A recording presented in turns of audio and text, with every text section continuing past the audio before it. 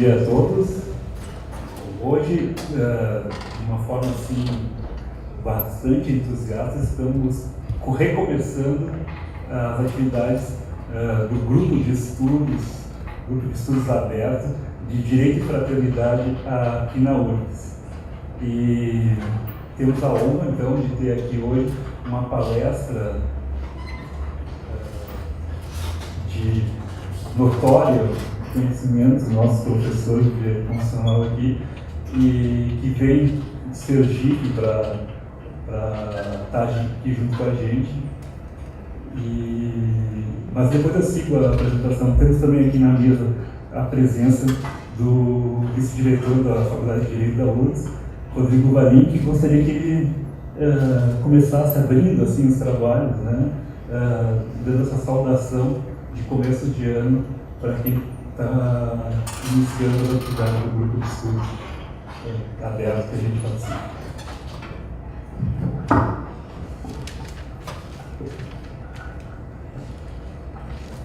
Bom dia, aqui fazendo presente a direção da Faculdade de Direito.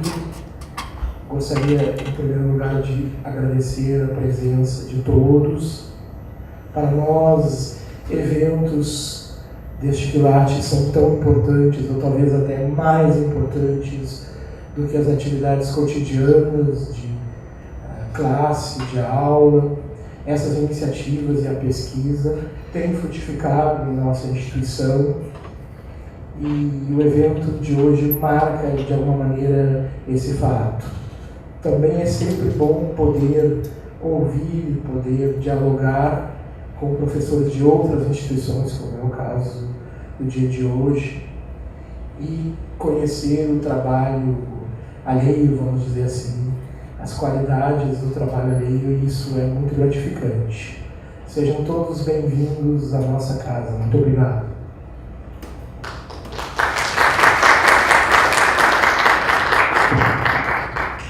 Obrigado, professor Valim. Bom, hoje nós temos aqui a honra, né, de ter aqui conosco o Dr. Carlos Augusto Alcântara Machado, que eu vou ler um breve currículo dele, que eu estava brincando que ele é tão longo que no meu, na página do celular, não coube, assim, de rodar, né? Mas então eu vou só uma breve descrição das atividades que ele faz. A primeira, para mim, que eu sou juiz, é a mais importante, ele é procurador-geral do Ministério Público, procurador de Estado, procurador de Justiça do Estado de Sergipe, e isso não procurador-geral, mas corregedor-geral do Ministério Público de Sergipe. Para mim, que a atividade jurisdicional é a mais atuante, então, um dos cargos mais importantes na administração do Ministério Público Estadual de Sergipe. Mas, além disso, no mundo acadêmico, ele é mestre em Direito pela Universidade Federal do Ceará, é doutor em Direito pela PUC São Paulo, é professor da Federal de Sergipe e da Universidade Tiradentes, tanto na graduação quanto no mestrado.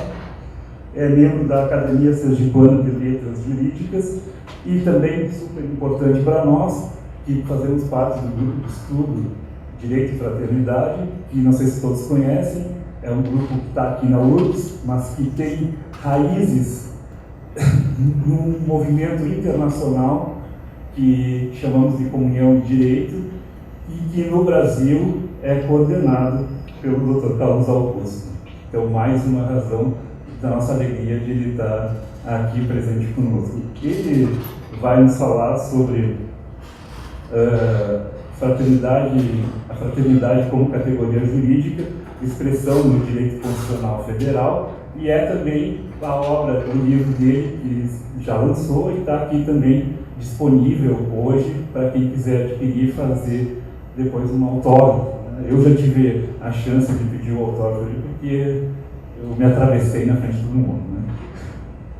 E seguindo os debates, né, vai estar aqui conosco o professor Luiz Fernando Barzotto, que é professor da Universidade Federal do Rio Grande do Sul, formado pela USP, cujo currículo todo mundo já conhece, e entre a penúltima obra dele é essa, Teoria do Direito, porque a última obra eu não consegui, porque ele lançou agora há pouco tempo, né? Então eu não tive como acesso ainda, né? Mas vai fazer um lançamento, né, professor?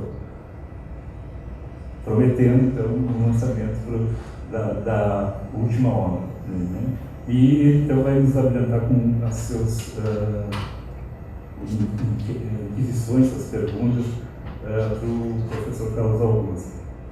E também quero dizer que assim, outra coisa que me deixa lisonjado de estar aqui e poder participar é que nós, pelo menos, temos convicção que o professor Luiz Fernando e o professor Carlos Augusto, assim como eu, acreditamos que para haver uma revolução no estado de coisas que a gente se encontra no Brasil e no mundo, não podemos deixar de lado esse princípio que é o da fraternidade. Não vislumbro uma outra maneira de se chegar a um resultado ótimo na nossa convivência humana do que não nos passarmos, se a gente não se passasse a enxergar cada um como irmãos. E isso com suas milhares de consequências, não só na vida do dia a dia, como também no mundo do direito, porque isso gera deveres e obrigações e direitos para todo mundo com essa visão de que todos somos irmãos. E é por isso que é uma alegria minha estar aqui e poder agora então ouvir o professor Carlos Augusto, que vai nos falar. Professor, você vai falar ali do público, né? Então, pequenos instantinhos de deslocamento. Bom, eu cumprimento a todos, saudando a cada um que está aqui fazendo essa saudação especial, que faço inicialmente a pessoa, Sua Excelência, vice-diretor da faculdade, o professor Luiz Mazotto, que vai dividir essa mesa de trabalhos, e o doutor Paulo, que fez a saudação inicial. Minhas palavras também primeiras sejam de agradecimento grupo de pesquisa Direito e Fraternidade, que faço na pessoa da professora Luciana Mazotto, professor Luiz Mazotto, pelo carinho que me acolheram, pelo convite fraterno a mim formulado para partilhar com esse auditório algumas reflexões envolvendo um tema que para muitos pode ser paradoxal, extremamente complexo, que seria buscar uma identificação entre direito e fraternidade. Como disse no primeiro momento, pode parecer algo que está em linha de antagonismo, de contradição, considerando a nota de coação que se reveste o direito e a fraternidade como algo de natureza espontânea, que alguém adere espontaneamente e não em razão de uma norma jurídica, por assim dizer. Eu registro também a minha alegria de partilhar essas reflexões aqui nesta universidade, que tem pesquisadores que se dedicam ao tema da fraternidade, e faço registrando a professora Sandra, que trouxe para o Brasil a doutrina da metateoria do direito fraterno, a namorada do professor Elísio Mestre, italiano, e ela é a pessoa que, vamos dizer assim, a porta-voz do professor Elísio no Brasil. Esse registro e manifesto a minha alegria de estar aqui com todos presentes. A professora Luciana Mazotto, quando me fez o convite para partilhar com todos, senhoras e senhores, as minhas reflexões a respeito do tema direito e fraternidade, ela fez um corte, buscou fazer um corte, que é exatamente na linha da minha especialidade, que era identificar o princípio da fraternidade no âmbito do direito constitucional, pela qual, como está aí no primeiro slide, eu vou fazer uma abordagem a respeito da Constituição Federal do Brasil e o princípio da fraternidade numa concepção daquilo que vem se denominando, a partir da doutrina do ministro Aires Brito, de constitucionalismo fraternal. Então, será exatamente o objeto dessa minha exposição, procurar identificar o princípio da fraternidade e os desdobramentos dessa identificação a partir do direito constitucional brasileiro, mais especificamente no marco normativo da Constituição de 88. Então eu vou pautar a minha exposição procurando seguir um percurso da evolução do constitucionalismo e do próprio Estado, da concepção do Estado, fazendo um caminho que se inicia com a formação do Estado constitucional, a partir do Estado liberal, até atingir aquilo que estamos denominando de Estado fraternal. Estado liberal, passando pelo Estado social e chegando no Estado fraternal. E esse será o percurso da exposição. E, para tanto, estabelecerei aqui algumas premissas, identificarei a proposta que estou apresentando e venho aprofundando já há alguns anos até chegar nas conclusões que pretendo apresentar a todos. Então, o prazer e a alegria de estarem presentes neste auditório, integrarem o grupo de pesquisa, já aprofundam o tema e juntos iremos refletir sobre esta matéria. Portanto, esse será o percurso da abordagem que aqui farei. No primeiro momento, só para efeito de registro, evidentemente que é algo que todos já têm muito presente, só para fazer uma menção que o ser humano tem essa característica relacional. O ser humano traz consigo no seu próprio DNA o sentido de convivência, traz consigo o sentido de convivência. E o direito surge exatamente para regulamentar essa convivência, para evitar que os conflitos se transformem em algo que possa ter uma característica de disfuncionalidade. Evidentemente que não se pretende acabar com o conflito, não é? Com o objetivo central dessa exposição. O conflito não é o objeto de se pretender que ele deixe de existir da sociedade. O conflito sempre estará presente, mas ele não pode se tornar disfuncional. E o direito surge exatamente para procurar regulamentar essa conduta. O direito emerge da raiz dessa relação e vai contribuir, ou pretende contribuir, para que a conduta humana, como diziam os pensadores antigos, os clássicos, não é o direito contribuindo para a paz social. Mas nem sempre foi assim, como sabemos. Não é? Ocorre que as pessoas não eram sujeitos de direito. O Estado controlava integralmente, e aí eu me refiro ao Estado absoluto, todos os espaços, e as pessoas não eram dotadas de direito. Exatamente a partir deste momento que começa o processo evolutivo que eu gostaria de, com todos vocês, fazer essa reflexão. E aí, nesta primeira fase, nós estamos diante do que se convencionou chamar de Estado liberal, a partir da identificação de um projeto original na modernidade, que era exatamente a liberdade. E é exatamente nesse contexto, pós-Revolução Francesa, enfim, todo aquele movimento que nós conhecemos, surge o movimento constitucionalista, onde o Estado é institucionalizado juridicamente, tendo em vista a identificação do que se denominou de primeira geração de direitos, ou primeira dimensão de direitos, com a garantia dos chamados direitos civis e políticos. Essa, na primeira fase do processo evolutivo, até onde nós pretendemos chegar.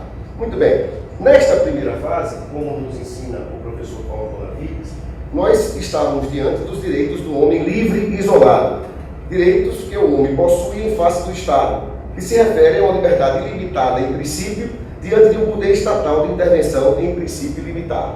Então, a sociedade se organizou buscando garantir direitos numa perspectiva de Estado liberal, não intervencionista, onde o Estado deveria ser mínimo para que a sociedade pudesse ter direitos garantidos. Portanto, o papel do Estado era fora dessa concepção. O Estado não interferia, era absenteísta. Então, essa era a primeira fase da concepção chamada Estado liberal. No segundo momento, como todos nós temos conhecimento, só para facilitar o percurso da reflexão, nós atingimos o estágio do Estado social, ou se buscou o estágio do Estado social atingir, considerando o cenário de desigualdade econômica e discriminação social.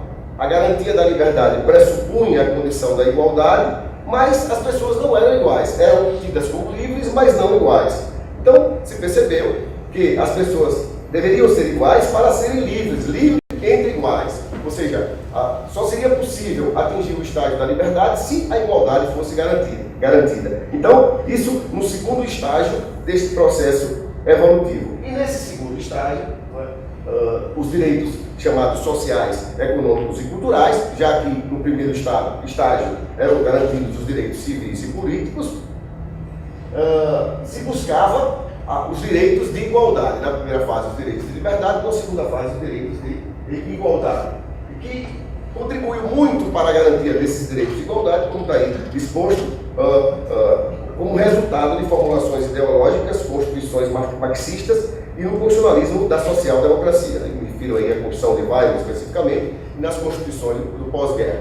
Então, vencemos uma fase inicial do Estado liberal, com a garantia dos direitos civis e políticos, atingimos uma fase subsequente da garantia dos direitos sociais, econômicos e culturais, na formação daquilo que se convencionou chamar de Estado social. Então, do Estado liberal, migramos para o Estado social. Dos direitos de liberdade para os direitos de igualdade. Ocorre, no entanto, que a sociedade evolui a um ponto de atingir um grau de complexidade muito grande nas relações sociais e os direitos não mais se apresentavam com a necessidade de serem garantidos uma perspectiva puramente individual. A sociedade evolui, todos nós temos consciência dessa evolução, extremamente complexas as relações sociais. O direito não servia exclusivamente para regulamentar questões intersubjetivas, individualmente consideradas, e aí se apresentam direitos com um modelo completamente diverso daqueles que se apresentavam no passado. E o que é que se observa? Se observa que nem o Estado mínimo que se apresentava durante aquela primeira fase, o primeiro estágio que nós aqui registramos, com a necessidade da garantia dos direitos civis e políticos, nem o Estado máximo intervencionista do Estado social para o asseguramento dos direitos sociais, econômicos e culturais, se percebe que o modelo fracassou, porque o Estado não conseguia atender a toda a demanda, nem a complexidade dos novos direitos que se apresentavam com características de transindividualidade ou meta-individualidade, como está aí registrado nessa luta. Se instaurou, portanto, uma situação de tensão entre o Estado liberal abstinentista e o Estado social intervencionista. E não se completava o que nós chamamos, o que se denomina da utopia da modernidade, de uma forma integral ao atingimento do lema da Revolução Francesa de liberdade, igualdade e fraternidade. Por quê? Porque com os direitos civis e políticos se procurou garantir o valor liberdade. Com os direitos sociais, econômicos e culturais se procurou garantir o valor igualdade. E a fraternidade ficou, como nos ensina, e diante das lições do professor Antônio Maria Plágio, ficou esquecida. E com esse esquecimento da fraternidade se percebeu que o projeto estava incompleto, o projeto da modernidade. E o próprio direito se revelou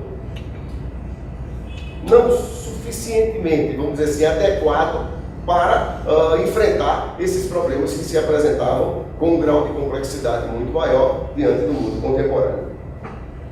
E aí o que se percebe? Se percebe que deveria se fazer um resgate desse valor fraternidade para enfrentar essa situação nova que se apresentava. E é exatamente nesse cenário que se busca uma nova proposta para o enfrentamento que se apresenta como necessário, e é exatamente a proposta de levar a fraternidade como categoria jurídica, já que a liberdade e a igualdade já estavam presentes, e, no caso especificamente do Estado constitucional, garantida constitucionalmente. A proposta que se pretende apresentar é exatamente buscar uma releitura do lema do tríptico revolucionário francês a partir da fraternidade, resgatando a sua importância histórica e civilizatória, e dentro dessa visão encontrar e se fazer uma releitura do valor liberdade e do valor igualdade para alcançar aquelas circunstâncias e situações do mundo contemporâneo complexo, como falei, que o direito não foi suficientemente capaz e competente para enfrentar com os direitos de liberdade e com os direitos de igualdade as situações novas que se apresentavam. Nesse contexto, se revela de especial importância o surgimento e a garantia e o desenvolvimento dos direitos humanos, como os direitos naturais reconhecidos pelos povos do planeta. Os direitos humanos se inserem nessa proposta de uma forma muito relevante, considerando que o fundamento da fraternidade ou dos direitos de fraternidade é exatamente a dignidade da pessoa humana. Então, essa é a proposta para colocar no cenário o princípio que restou esquecido e vamos demonstrar por que isso acontece ou por que isso aconteceu ao longo da história. Muito bem. O percurso de investigação e o marco teórico que se pretende adotar nessa proposta é exatamente a partir da compreensão da fraternidade na história, que muito se atribui a determinados segmentos ou pensamentos ou movimentos, de onde a fraternidade aparece ou a partir de quais concepções a fraternidade aparece na história, para encontrar o fundamento, não é, primeiro e genuíno da fraternidade e como buscar, se possível for, fazer a transposição da fraternidade para o direito. Inicialmente, nós, no estudo que empreendemos, utilizamos como referência para encontrar como categoria filosófica a fraternidade a partir das lições de Jacques Maritain. Em seguida, a fraternidade, numa perspectiva filosófica, migrando para o direito e saindo da visão original da fraternidade, que era uma perspectiva religiosa, a fraternidade secular, e nos parece que o culturalismo jurídico ajuda para essa transposição. Outras doutrinas se apresentam também que contribuem para a concepção que se pretende apresentar nesta tese, que é o jushumanismo normativo, que é um núcleo que existe na PUC de São Paulo, desenvolvido pelos professores Saia e Valéria, a própria doutrina de Guiaralupe, do Movimento Comunhão e Direito, e a Rede Universitária de Estudos para a Fraternidade. Numa perspectiva da doutrina nacional, utilizamos a doutrina específica do ministro Aires Brito para poder encontrar a garantia constitucional da fraternidade a partir do chamado constitucionalismo fraternal. Então esse é o percurso de investigação, fraternidade da história, fraternidade como categoria filosófica, para depois chegar na fraternidade como categoria jurídica. E na investigação que fizemos, verificamos que o fundamento primeiro e genuíno da fraternidade está presente no cristianismo. Então, na categoria cristã da fraternidade, a categoria cristã da fraternidade é muito clara e evidente no percurso de investigação que fizemos, a partir desses pontos que estão aí destacados no slide.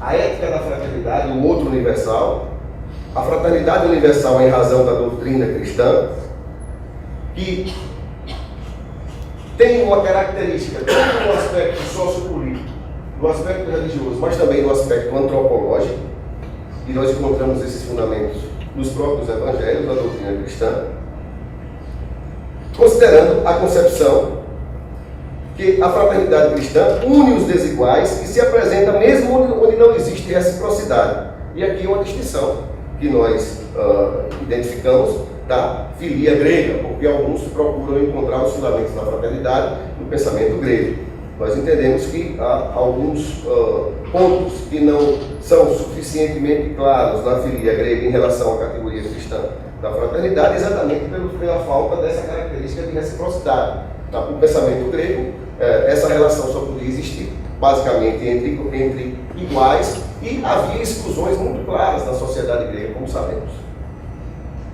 Se conclui, a partir dessa pesquisa, que os cristãos incluíram no circuito da cultura europeia os princípios da trilogia. Os três: a liberdade, a igualdade e a fraternidade. No primeiro momento, o que é que acontece? Se investiga e se apropria da liberdade e se desenvolve através dos direitos civis e políticos, como falei, né? Todo aquele percurso da queda do absolutismo, o surgimento do Estado constitucional, a garantia do Estado de Direito, enfim, que não é objeto dessa exposição, mas para mostrar os fundamentos.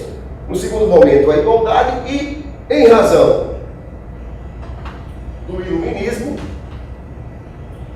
a fraternidade fica relegada ao esquecimento. Evidentemente que há uma explicação para isso, porque se o fundamento é cristão, não é? E o iluminismo tem uma raiz antirreligiosa, é um grande combate à igreja, à sua autoridade, a busca para encontrar as raízes da trilogia e da fraternidade na cultura pagã. Isso é um estudo do professor Antônio Maria Baggio, filósofo italiano, que atribui uma referência que se faz a partir da ideia do iluminismo a Voltaire, que identifica a raiz da fraternidade na cultura pagã, que não aceitamos nem entendemos, em razão do que se falou, que é bem anterior à própria doutrina iluminista. E a fraternidade, ao passar dos cristãos para os iluministas, ela perde a sua centralidade. É exatamente nesse momento que ela se apaga. E se compreende também esse ponto, considerando aquilo que pregava o iluminismo e se buscava fazer na França, a fraternidade universal como categoria cristã, porque na verdade se precisa ter muito claro o alcance da fraternidade que se procura levar a efeito nessa exposição e nos estudos que todos os grupos de estudo de direito e fraternidade faz, é que a fraternidade precisa ter muito cuidado com ela, porque ela pode ser também utilizada como instrumento de exclusão. Fraternidade de poucos, fraternidade de alguns, como a gente conhece aqui na sociedade mundial e brasileira.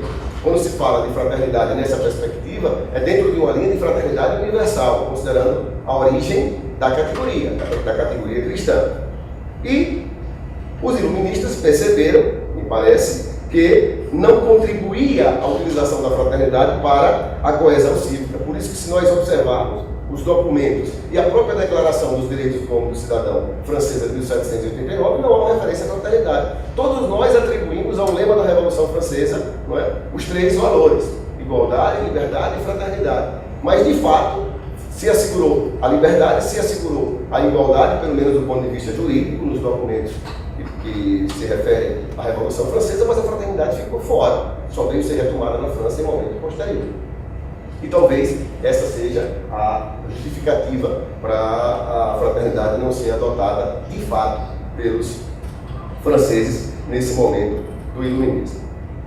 Então, este momento faz com que a fraternidade, o percurso da fraternidade que vinha como categoria cristã, difundida na humanidade, como falei, os cristãos tinham incluído no circuito da cultura europeia os três princípios, os princípios da trilogia e fundamentalmente também a fraternidade, como não poderia deixar de ser, considerando as suas raízes evangélicas, como aqui registrei. Durante essa fase de iluminismo há um rompimento e, como nos ensina a doutrina que aqui me referi de Antônio Maria Baggio, ficou esquecido. Inclusive, eu sei, os dois livros do professor Antônio Maria Baggio são fundamentos do grupo de estudo, não é, Direito e Fraternidade aqui da Universidade. E, em razão disso, hoje se busca fazer esse resgate, não só do ponto de vista como categoria política, mas também como categoria jurídica, dando um salto do momento em que ele ficou esquecido, que é exatamente nessa fase. Se percebe e se verifica que a fraternidade tem uma ligação muito forte com o humanismo. O humanismo é um elemento importante para a fraternidade. Que aí, nos estudos que empreendi, eu busquei, como tinha dito anteriormente, nos fundamentos de Jacques Maritain, um humanismo integral, o desenvolvimento necessário para, inclusive, observar que o humanismo se transforma numa categoria constitucional também. Há, inclusive, uma obra do ministro Aires Brito, denominada exatamente assim, humanismo como categoria constitucional. E nós fomos encontrar no pensamento de Jacques Maritain os fundamentos para desenvolver esse humanismo associando com a fraternidade, a partir da consideração de qual o valor que deve se dar ao homem nesse contexto. O homem, mas não só do ponto de vista individual, não só do ponto de vista, vamos dizer assim, considerado singularmente, mas enquanto pessoa, que ele tinha algo mais, não só matéria, mas matéria e espírito, ou dignidade, numa linguagem mais secular. E é exatamente a partir dos fundamentos de Jacques Maritain que nós colocamos essas observações extraídas da sua obra, Humanismo Integral, onde traz uma série de considerações que me parecem relevantes para a fraternidade. Considerações humanistas. Estão aí dispostas algumas frases. Por exemplo, o homem não é um ser constituído somente de razão. Não é só matéria, tem inteligência e vontade. É pessoa, matéria e espírito. É humanismo personalista, fundamento tomista, pessoa e indivíduo ao mesmo tempo.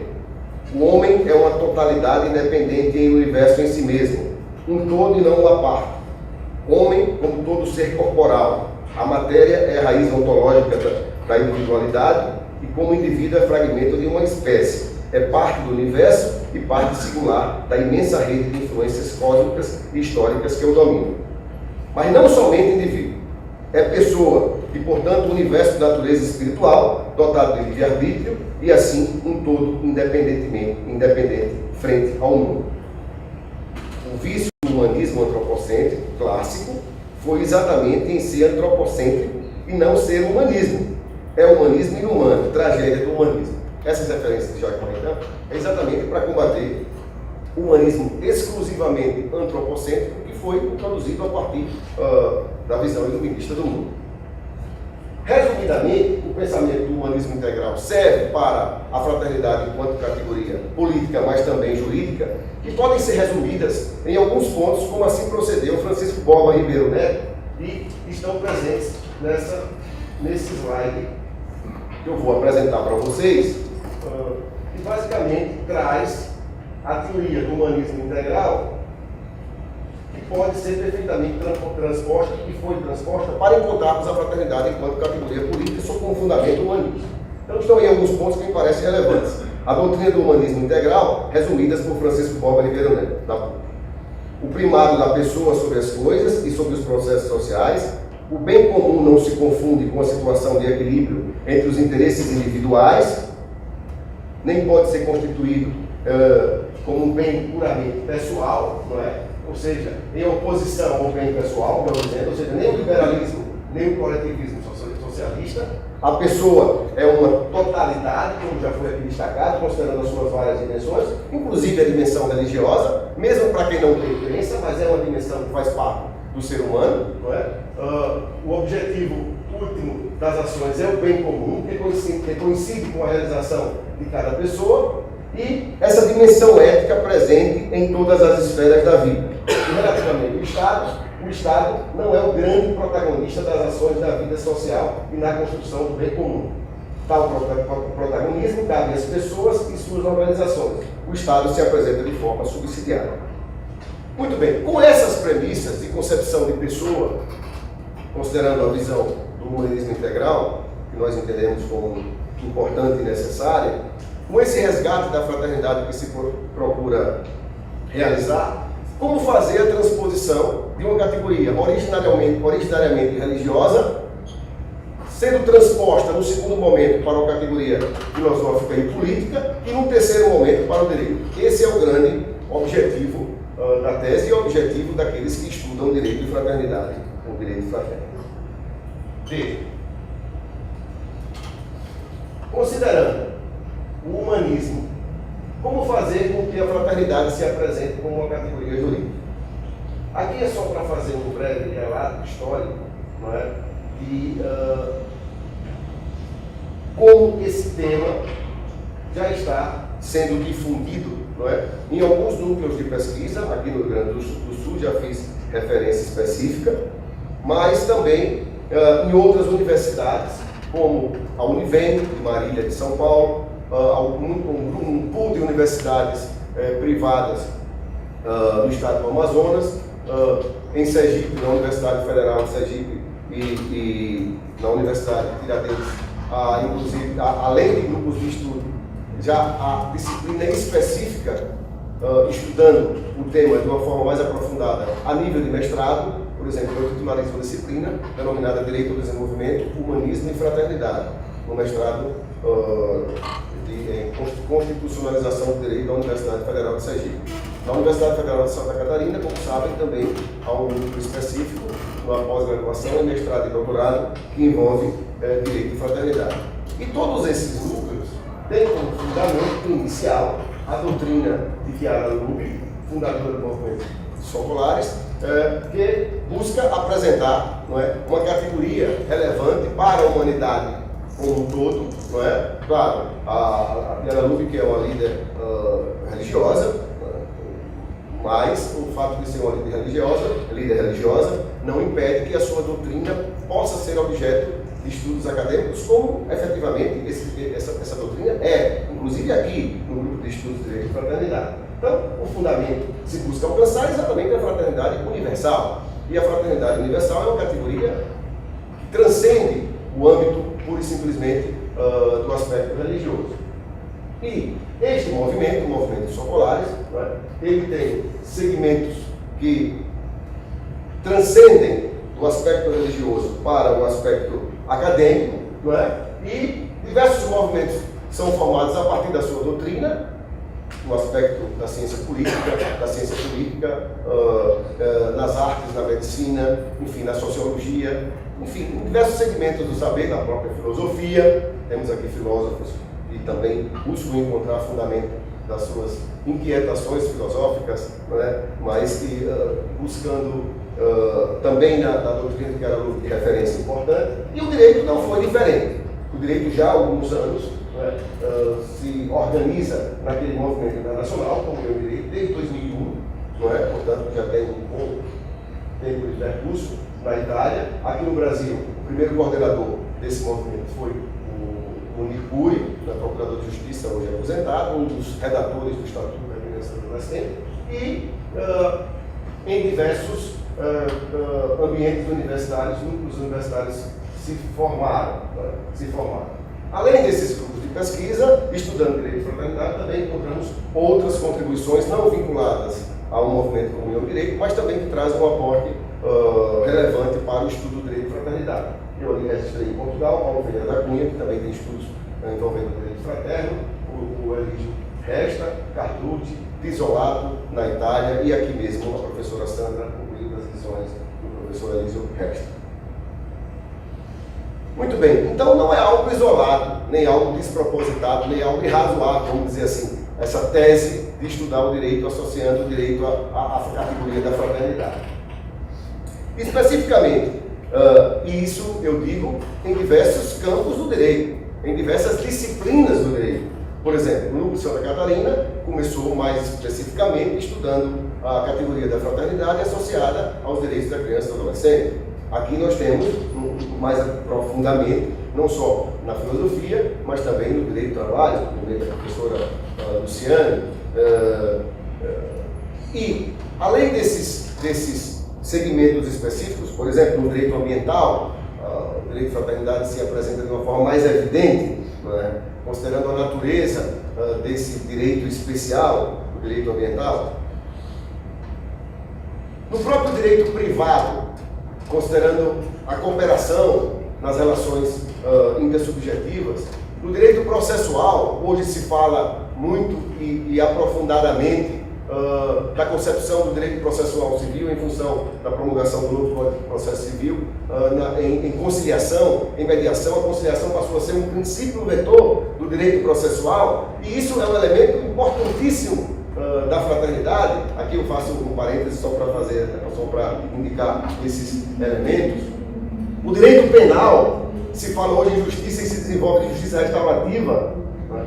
Ou seja, são diversos segmentos que se abrem diante da percepção universal de muitos profissionais do direito, não todos, porque há ainda uma certa resistência em se trabalhar a categoria da fraternidade do direito, considerando aquilo que falei no início da minha exposição, mas já se percebe que as categorias clássicas e tradicionais da liberdade e da igualdade, compreendidas isoladamente, não fornecem mais respostas satisfatórias, considerando o tipo de relações que se apresentam hoje na humanidade, a complexidade das relações.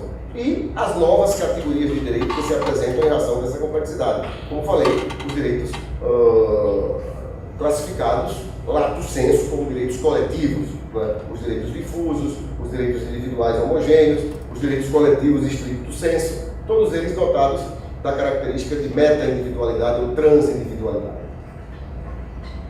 Os direitos de liberdade clássicos e os direitos de igualdade clássicos, eles têm uma característica mais voltada para a garantia dos direitos numa perspectiva individual, singular, egoísta. Aliás, o direito nasce assim com os concessivos.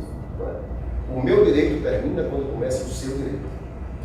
E essas categorias não são mais suficientes para resolver os problemas. Então, além desses segmentos onde é possível se identificar melhor a possibilidade da implantação ou da reflexão ou da difusão da fraternidade nas relações intersubjetivas, considerando a característica até de autoridade individualmente consideradas pessoas, mas numa perspectiva de alteridade, isso também não ficou alheio ao direito constitucional. E exatamente o direito constitucional, que do ponto de vista formal, dogmático, é aquele que dá fundamento e validade a todo o sistema jurídico normativo, não é? As normas, classicamente se fala, dos diversos ramos do direito só são válidas se encontrarem seu fundamento e validade na Constituição. Se apercebeu que a Constituição, como instrumento de organização do Estado, também deveria buscar na fraternidade elementos que não foram, vamos dizer assim, elementos que não foram utilizados no passado e agora se verifica da necessidade de se estabelecer mecanismos diversos daqueles que se fundamentavam só nos chamados direitos de igualdade e direitos de liberdade. E aí é que vem exatamente a compreensão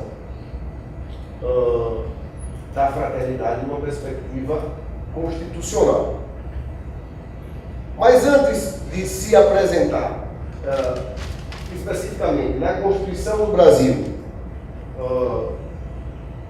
a fraternidade nessa perspectiva que quero compreender e refletir juntamente com os senhores, eu retomo mais uma vez nesse movimento cíclico de voltar àquilo que disse anteriormente. Para nós, do Movimento Comunhão e Direito, dos grupos de pesquisa de direito e fraternidade, com o fundamento na doutrina de Guerra Lúdica, a gente parte dessa definição. A fraternidade como categoria de pensamento capaz de conjugar seja a unidade, seja a distinção, a que anseia a humanidade contemporânea. A fraternidade enquanto categoria relacional da humanidade. Resgatar por completo o tríptico revolucionário francês, né? Igualdade, liberdade e fraternidade, fazendo uma releitura da igualdade e da liberdade, como falei, procurando encontrar uma liberdade fraterna e procurando encontrar uma igualdade fraterna.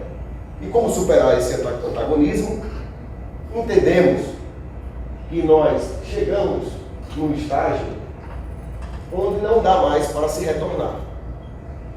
Vivemos uma época do constitucionalismo liberal, como já foi aqui dito. Passamos para um segundo estágio do constitucionalismo social. E estamos, me parece, alcançando o estágio do constitucionalismo fraternal. Exatamente tendo em vista esses novos direitos que aqui falei, acrescentando agora, como se coloca, inclusive, alguns autores falam direitos de quarta geração, direitos de quinta geração, enfim, direito à paz, direito ao desenvolvimento, mas, sobretudo, considerando o elemento de responsabilidade com o outro e pelo outro. O direito, tradicionalmente, não tinha esse viés. Era um viés, como falei, de uma perspectiva puramente individualista e egoísta. Não foi suficiente. Estamos observando o mundo. A sociedade, o direito como instrumento de regulação social, infelizmente, com esses valores, com essas categorias, não está atendendo à demanda. E nós estamos observando a sociedade se transformando em algo que vai de encontro à própria natureza do ser humano, que é a relacionalidade. E é exatamente a busca dessa resposta que os pesquisadores de direito e fraternidade estão caminhando no sentido de apresentar algo diferente e que possa atender essa demanda que eu aqui registrei. E me parece, e é esse o estudo que faço e desenvolvo já há quase 10 anos, especificamente no direito constitucional, é encontrar elementos que possam destacar não mais o Estado liberal, nem o Estado social, mas o Estado que tenha características de desenvolvimento, afirmação e difusão da fraternidade, ou, em uma expressão, o Estado fraternal, que tem esses pressupostos, ou esses referenciais, sem os quais não dá para se falar em Estado fraternal. Ponto de partida: reconhecimento da igualdade jurídica entre todos os seres humanos, igualdade em dignidade, mas dignidade numa perspectiva dinâmica, considerando relacionalidade, não estática, a pessoa em dimensão comunitária e a ideia de fraternidade universal, que contempla toda a humanidade, não a fraternidade reduzida a grupos, não é? Iguais mais iguais. Eu faço parte de um grupo iguais mais iguais do que os outros. Isso não é fraternidade. E isso tem como premissa, não uma perspectiva interna, mas uma perspectiva internacional, a própria Declaração Universal dos Direitos Humanos, que um dos seus idealizadores e redatores foi Jacques Maritain, que eu aqui me referi à doutrina do humanismo integral. A Declaração Universal dos Direitos Humanos, como sabemos, ela faz referência a essas duas expressões, me parece que tem especial destaque, né? Que é exatamente a família humana, essa expressão, família humana, e a expressão espírito de fraternidade. E todos nós sabemos que o direito, particularmente o direito internacional, hoje trabalha com a ideia de superação daquelas concepções clássicas de monismo e dualismo. Hoje nós trabalhamos numa linha de superar essas concepções clássicas de ordem jurídica internacional e ordem jurídica interna, soberania absoluta dos Estados, enfim, hoje se fala em constitucionalismo multinível, hoje se fala em concepção das ordens internas e internacionais numa relação de teia, né, enfim. E para dizer que se a humanidade, em documentos internacionais, está pensando desta maneira, as ordens internas também estão começando a pensar desta maneira, em função da própria influência que recebe da ordem internacional. Por exemplo, quando se fala hoje em direitos humanos, e é muito comum se falar em direitos humanos, não era coisa de meio século atrás, vamos dizer assim, essa coisa pós-Segunda Guerra Mundial, com razões óbvias, como todos sabemos, os horrores que as guerras trouxeram, genocídios, etc. Mas esta concepção hoje de direitos humanos já está muito mais avançada do que no passado, até na própria nomenclatura. Vocês sabem que historicamente se fazia uma distinção muito grande entre ordem interna e ordem internacional, no que diz respeito à garantia dos direitos, até obras clássicas de autores aqui do Rio Grande do Sul, né, quando trata desse tema, fazendo a distinção entre direitos fundamentais, como aqueles direitos garantidos nas ordens constitucionais, e os direitos humanos, como aqueles garantidos em tratados internacionais. Se percebe que já está havendo uma inter-relação, um imbricamento entre essas duas concepções para se buscar atingir uma coisa só. Há quem use a expressão direitos humanos fundamentais, juntando os dois segmentos. E acho que a fraternidade dá um contributo importante para isso. Vejamos, nessa concepção de constitucionalismo fraternal e de direito de fraternidade, muitos autores que não trabalham diretamente com a categoria já sinalizam nesse sentido, não é? Sinalizam nesse sentido. Todos esses primeiros, com exceção do Aires Brito, verificando que nessa fase de constitucionalismo fraternal ou de direitos de fraternidade, que nós estamos aqui a buscar encontrar um espaço de garantia específica, são direitos vocacionados a tutelar situações diferenciadas que não havia no passado. E o direito não se preocupou com isso. E aí eu cito o pensamento de alguns autores, né, que procuram caracterizar esses chamados direitos de fraternidade no processo evolutivo. Veja, transmuda-se do raio de proteção do homem indivíduo, como eu dizia antes, para grupos humanos, direitos de titularidade coletiva ou difusa. Caracterizam-se pela universalidade, quanto menos são transindividuais ou meta-individuais, em grupos, não é? Em grupos eu falo unidos por uma característica comum. Na verdade, o titular desses direitos de fraternidade é o ser humano, enquanto gênero, como diz o professor Luiz Alberto da Vieira Musical Serrano. Responsabilidade pelo outro, diz o professor Dirley Cunha. Enfim, constitucionalismo atingiu o constitucionalismo a etapa fraternal da existência, nos ensina o professor Aires Brito. E o que é que caracteriza fundamentalmente o Estado fraternal? Exatamente esses três elementos, na minha concepção. A dignidade da pessoa humana, a concepção internalizada na ordem jurídica dos direitos humanos, a partir daquilo que diz a Declaração Universal dos Direitos Humanos, que nós podemos traduzir nessa expressão, Lei Universal da Fraternidade. E isso não é algo só, que não é nenhum movimento, vamos dizer assim, restrito ao Estado brasileiro. Isso é um movimento já internacionalizado, pelo menos numa perspectiva ocidental, do mundo ocidental. Porque nós não temos, assim, pesquisa e estudo aprofundado no mundo oriental. Disse não só no Brasil. Claro que nem todos os estados, nem todos os países que caminham nessa linha adotam o vocábulo fraternidade, porque em alguns países é um vocábulo que tem uma carga um pouco negativa.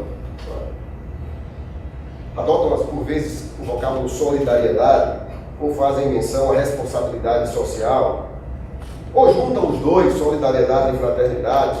Enfim, só para efeito de registro, para demonstrar que não é algo que está presente no Brasil, não é? Eu citei referências na Constituição de Portugal, na Constituição da Itália e na própria Constituição da França, não é? Que menciona expressamente a categoria da fraternidade. Comecei a ler uma Constituição para mostrar que não é algo só de alguns países de primeiro mundo que buscam elucubrações teóricas para encontrar fórmulas mágicas para resolver os problemas. Aliás, a palavra fraternidade ela está muito mais presente nas constituições dos países africanos, por exemplo. Não é? A Clara Machado fez uma pesquisa em todas as constituições do mundo e verificou aquelas que utilizam a palavra fraternidade ou não. Ela tem uma obra muito importante que foi fruto da sua tese de doutorado. Alguns aqui do grupo conhecem, o professor Luciano já utiliza, enfim, para mostrar que é uma tendência do mundo contemporâneo caminhar nessa linha. Muito bem. No Brasil, especificamente no Brasil, e aí chego na Constituição de 88, com base nesses fundamentos que aqui declinei, a nossa Constituição Federal foi buscar inspiração na Declaração Universal dos Direitos Humanos. Não é? Isso não está dito expressamente na Constituição, mas é possível extrair do texto constitucional essas referências. Primeiro porque, curiosamente, a Constituição do Brasil de 1988, ela se apresenta como, eu diria, um marco civilizatório, um paradigma rompendo a estrutura da base principiológica que as cartas constitucionais tinham no passado. Por exemplo, a Constituição do Brasil de 88 é a primeira Constituição da história constitucional brasileira que faz referência expressa a direitos humanos. Nenhuma outra Constituição mencionava. Ou seja, a Constituição do Brasil colocou para dentro do texto os direitos humanos, que antes se vivia naquela famosa e grande tensão entre direitos fundamentais e direitos humanos. Essa tese ainda existe e ainda está presente nas concepções majoritárias contemporâneas do segmento da doutrina do direito constitucional. Mas isso é um referencial sintomático de mudança de paradigmas. As constituições passadas não mencionavam os direitos humanos. A Constituição atual, em algumas oportunidades, faz referência a direitos humanos, inclusive justificando deslocamento de competência da Justiça Estadual para a Justiça Federal, quando eventualmente ocorrer uma grave violação de direitos humanos. Vocês conhecem isso. A Constituição do Brasil menciona esses trechos. Além de fazer referência e menção expressa à predominância dos direitos humanos, direitos da pessoa humana, inclusive como justificativa para a eventual intervenção federal dos Estados. Enfim, por diversas oportunidades, o legislador faz menção a direitos humanos. Então, recebeu uma influência direta da Declaração Universal dos Direitos Humanos, no aspecto da fraternidade. Não só de forma implícita, mas também de forma expressa. Por isso que eu afirmo que a Constituição do Brasil de 1988 inaugura o Estado fraternal. Ou seja, é uma expressão do constitucionalismo fraternal. A começar pelo próprio preâmbulo. O preâmbulo da Constituição do Brasil, que é o único local onde o legislador constituinte faz referência a ele próprio.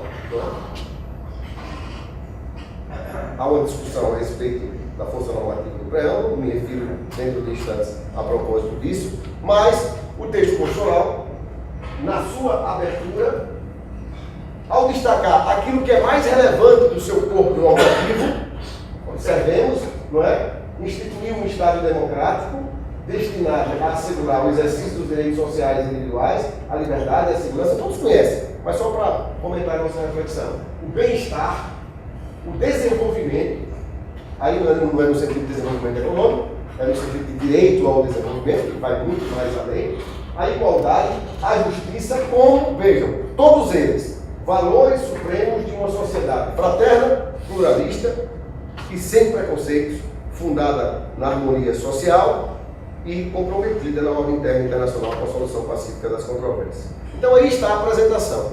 o texto constitucional se comprometeu em fazer com que o Estado e a sociedade em geral, pela Constituição regida, caminhasse no sentido de buscar atingir uma sociedade fraterna. Porque esses são os valores indicados como supremos que deverão trazer toda a moldura necessária para a construção de uma sociedade fraterna. Mas não se contentou somente com isso.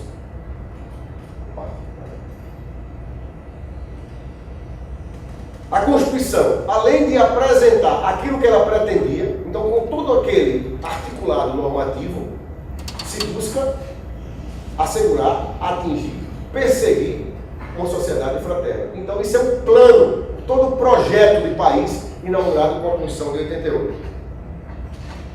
Mas se alguém disser, não, isso está no preâmbulo, mas no próprio corpo normativo, no título inicial, que trata dos princípios fundamentais, que são os pilares sobre os quais se constrói o edifício constitucional, o legislador constituinte, no artigo 3º, inciso 1, estabelece o primeiro objetivo fundamental da República Federativa do Brasil: construir uma sociedade livre, justa e solidária.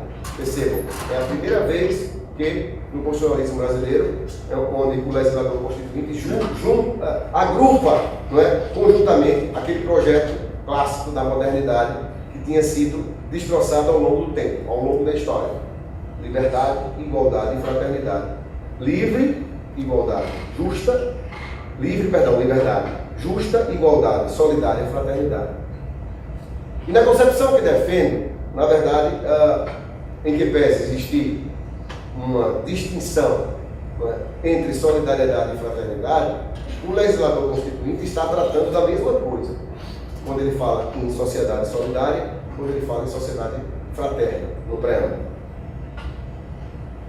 Disse-á, mas isso é um objetivo, é uma norma, como se afirmava classicamente, de natureza programática, que ela não vincula, não há como obrigar as pessoas a serem solidárias, não há como determinar de forma cogente e coativa que a fraternidade seja implementada. Mas o Estado pode estabelecer mecanismos para fazer com que a sociedade caminhe nesse sentido, por meio de normas e de programas e de políticas públicas que fomentem essa atividade.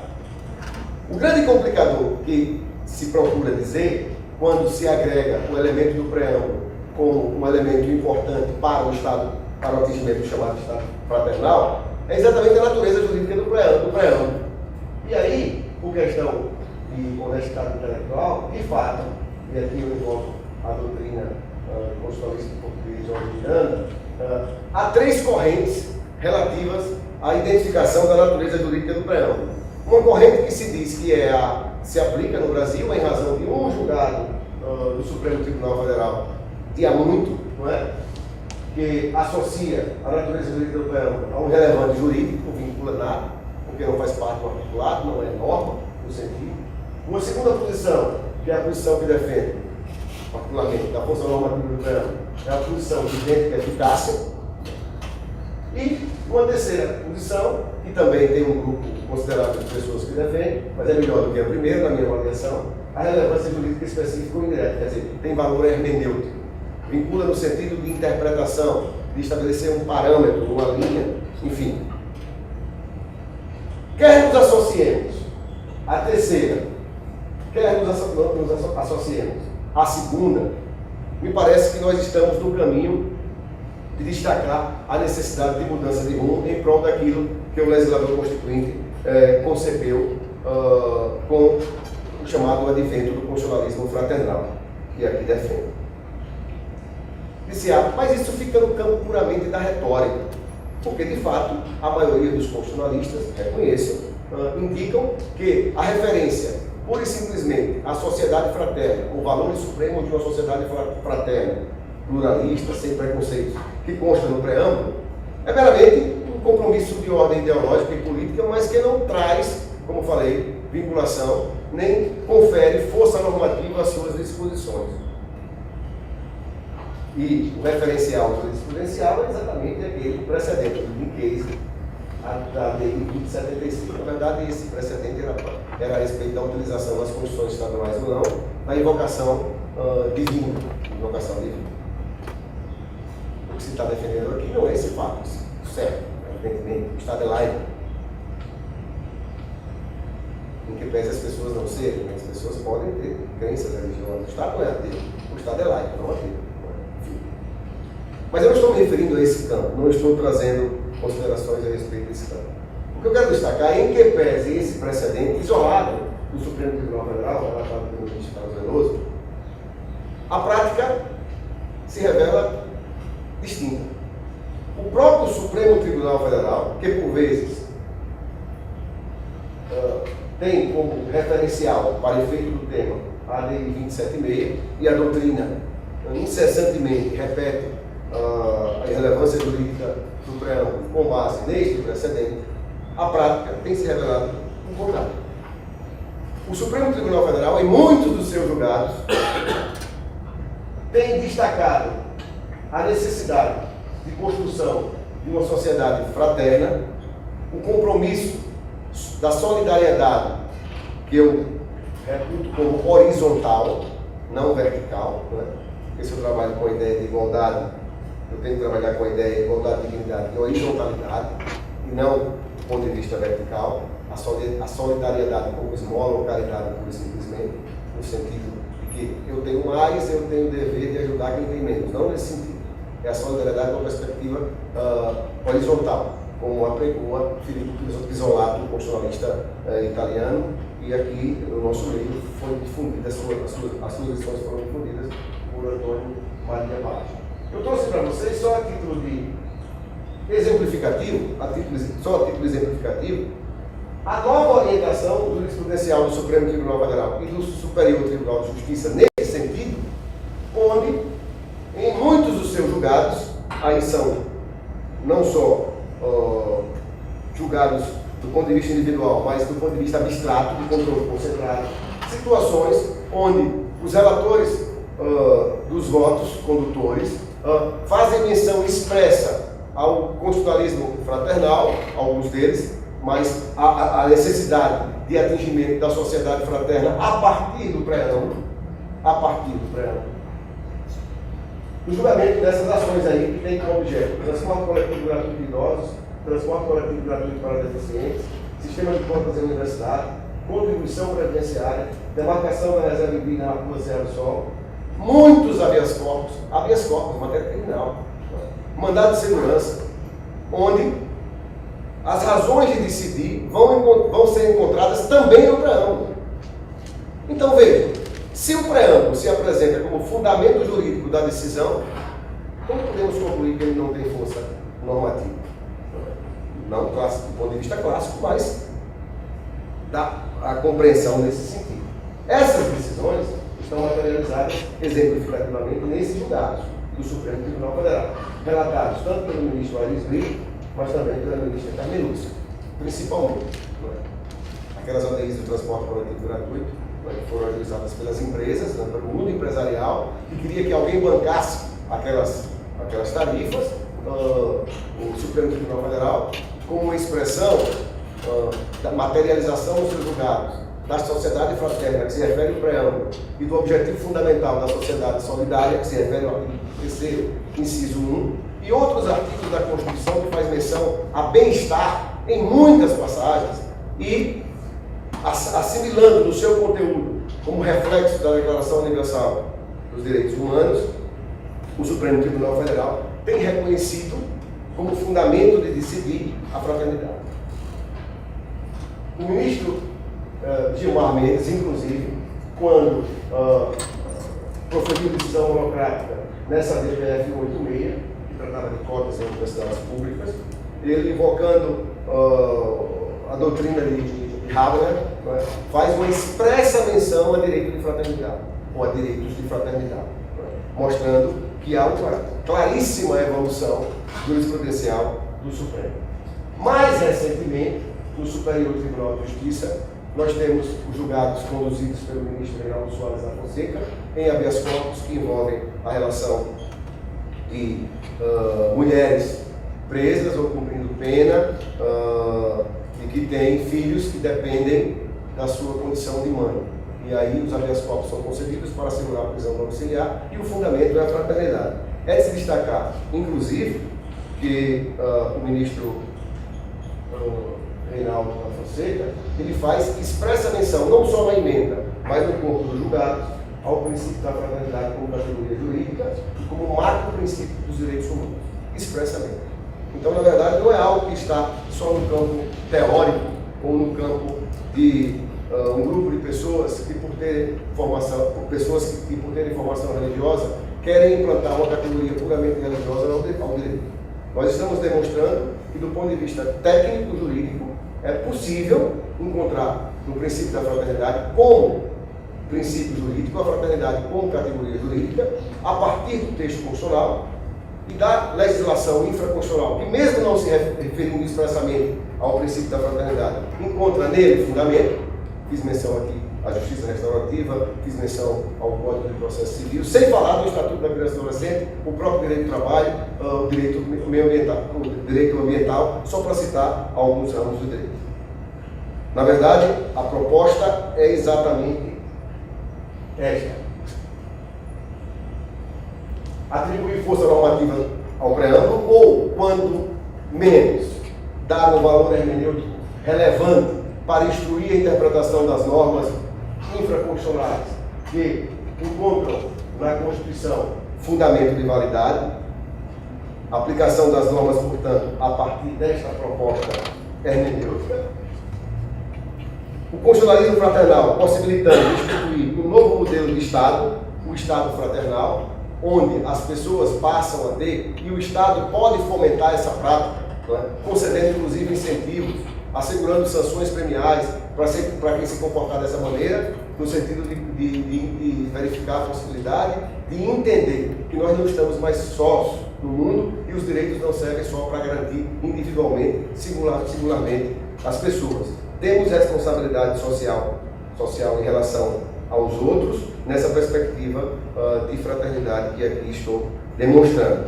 Portanto, buscar a operacionalização dos valores supremos e fundantes do Estado Democrático de Direito, com fins da concretização de uma sociedade fraterna, como direciona o princípio constitucional da fraternidade, expresso a partir do preâmbulo e do objetivo inicial, primeiro, da República Federativa do Brasil.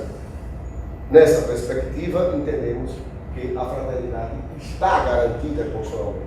E o ordenamento jurídico tem que encontrar nela fundamento de validade para a construção da normatividade infraconstitucional que surge a partir e com fundamento nela. Claro que toda perspectiva nova, toda construção diferente, algo que foge aos dogmas pré-estabelecidos, causa uma perplexidade e natural resistência. Isso é uma característica do mundo do direito. O direito vive com o clássico, vive com o tradicional. É só perceber até a própria arquitetura dos prédios que abrigam os cursos de direito, não é? Há um tradicionalismo nesse sentido. Até na própria indumentária, o professor Luiz, com a sua característica bem particular, e bem à vontade, você não se preocupe com o traje. Mas é a minha característica, eu fui formada assim, fui forjada, se eu fosse filósofo, talvez eu fosse mais tranquilo, mas enfim, a gente é formado na dogmática, na norma fria, enfim, mas resistimos a ela e estamos resistindo com a fraternidade. E para isso precisamos escolher o caminho que iremos tomar. Porque se nós é muito mais tranquilo, é muito mais, vamos dizer assim, ficarmos num campo onde é conveniente repetir os dogmas, não é? Como decisão com base em súmula. É uma maravilha. Os magistrados gostam muito quando segue esse funcionamento, que é muito mais simples.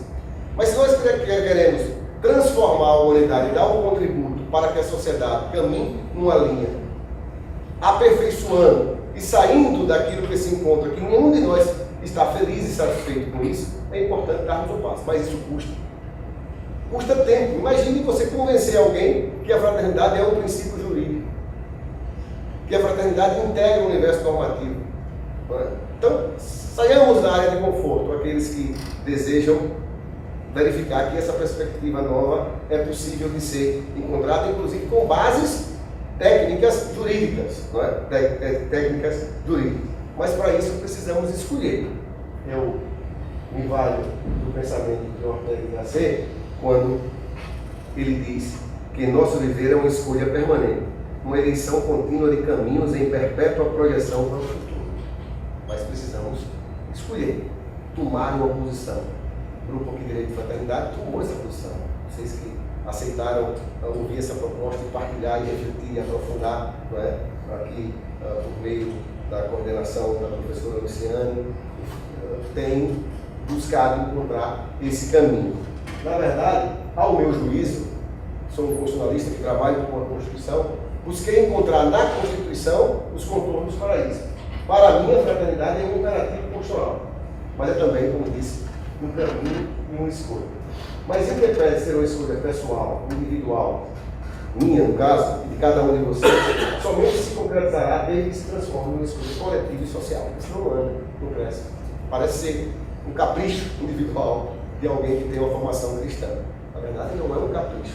É uma visão de mundo a partir de referenciais jurídicos. E quem nos deu inspiração para buscar encontrar novos caminhos a partir dessa proposta, não é? Muitos de vocês já conhecem o pensamento, eu aqui partilho com vocês para aqueles que não conhecem. É Chiara Lubich, como disse no início da minha instrução, a fundadora do Movimento dos Populares, tem uma frase que para nós funciona quase como um mantra, para nós, dos grupos de aperfeiçoamento desse tema, dos grupos de direito e fraternidade, dos grupos de pesquisa, que é exatamente essa frase aí, que está na abertura da minha tese de doutorado e está na conclusão da minha tese de doutorado e de muitos trabalhos jurídicos de vocês que encontraram inspiração no pensamento de Chiara Lubich. Que é exatamente isso. Os obstáculos para a harmonia da convivência humana não são apenas de ordem jurídica, ou seja, devido à falta das leis que regulem esse convívio. Estamos mostrando que podemos ter até as leis, mas depende de atitudes mais profundas, morais, espirituais, do valor que damos à pessoa, aí está a essência, não é? Essa visão humanista, mas humanista nesse sentido, e de como consideramos o outro, porque o outro também sou eu, mesmo que seja diferente de mim. Precisamos abolir do nosso vocabulário a intolerância. Se assim procedermos, acho que a gente pode encontrar, inclusive no segmento jurídico, fundamentos para trilhar os caminhos e aí fazer com que a fraternidade se transforme num princípio, e especificamente no nosso caso, um princípio jurídico. A vocês que me deram a honra de escutar nesse momento, a minha gratidão.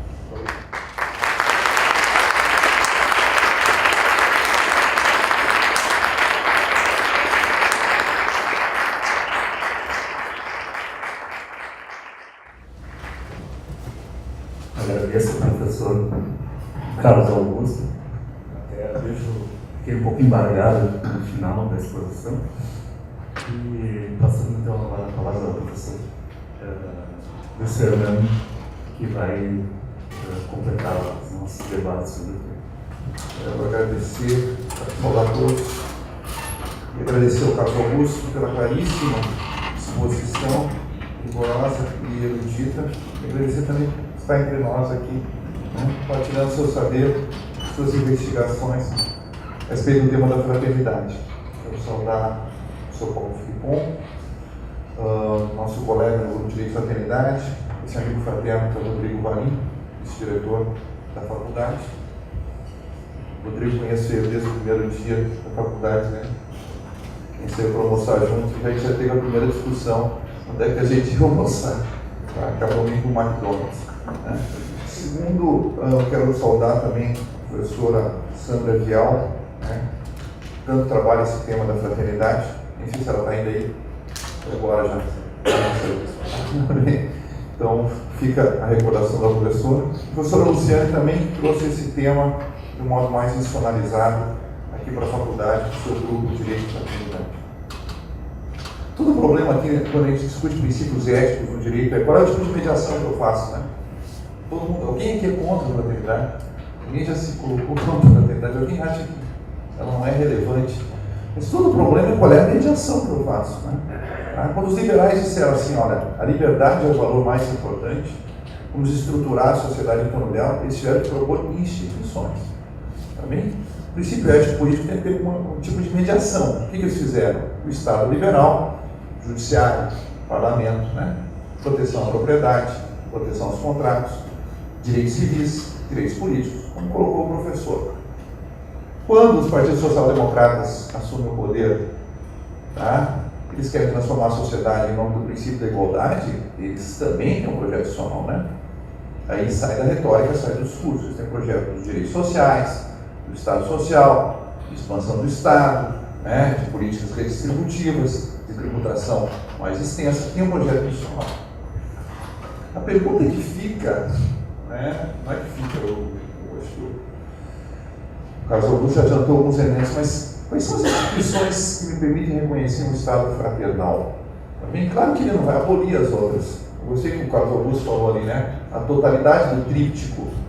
Temos que manter a liberdade, manter a igualdade. Só assim será possível a fraternidade. Isso eu concordo. É quase o Hegel falaria em supra-assunção aqui, né? Fraternidade, ela elevaria, né, e conservaria aquilo que é importante e eliminaria aquilo que é unilateral naquilo que veio antes, né? Na liberdade e na igualdade. Tá bem? Agora, o que me permitiria reconhecer um Estado como Estado fraternal? Né? Claramente identificável no Estado social e no Estado liberal. Qual é o projeto institucional do Estado fraternal? E aí, eu fico pensando em... De novo, também fraternidade é um termo positivo e suscita muita adesão, porque talvez a gente não tenha em vista todo o alcance dele. Os exemplos mais clássicos de fraternidade são exemplos de solidariedade, né? São exemplos em que você auxilia alguém que está vulnerável. E basta você ser humano para ver o valor e a importância disso. Mas a fraternidade, como a gente falou, ela não abole as instâncias anteriores. Né? A fraternidade afirma, por exemplo, a liberdade de cada um. E aí é que a coisa não fica tão simpática. Por exemplo, a questão do mercado. Cara, se você falar mercado e fraternidade, parece que não pode aparecer na mesma frase. O mercado é a ideia de alto interesse. Agora, olhem quem está falando contra o mercado. Quando o Trump fala assim, America First, vamos taxar o aço, que vai ter um impacto direto sobre nós aqui. Como é que fica a questão no mundo globalizado? O que o Estado fraterno tem como projeto no mundo para a globalização econômica? O que diferencia? O Estado liberal a gente mais ou menos sabe o que ele faria, o Estado social a gente também sabe o que ele faria. O que o Estado fraternal faria? Tá? Veja algum protecionista. E, curiosamente, nem todo protecionista é de esquerda, né? Tem protecionistas de direita também. Qual é a postura dele perante a fraternidade? Como é que ele reconhece o outro? Quando eu digo America First, eu estou reconhecendo o outro. Como é que fica, então, a postura, tá, do Adam Smith, quando escreve Riqueza das Nações, assim, eu não estou falando da riqueza do Reino Unido, eu não estou falando da riqueza de uma classe, não estou falando da riqueza da Europa, eu estou falando da riqueza das nações. O modelo que eu estou propondo aqui vai melhorar a vida de todo ser humano no planeta.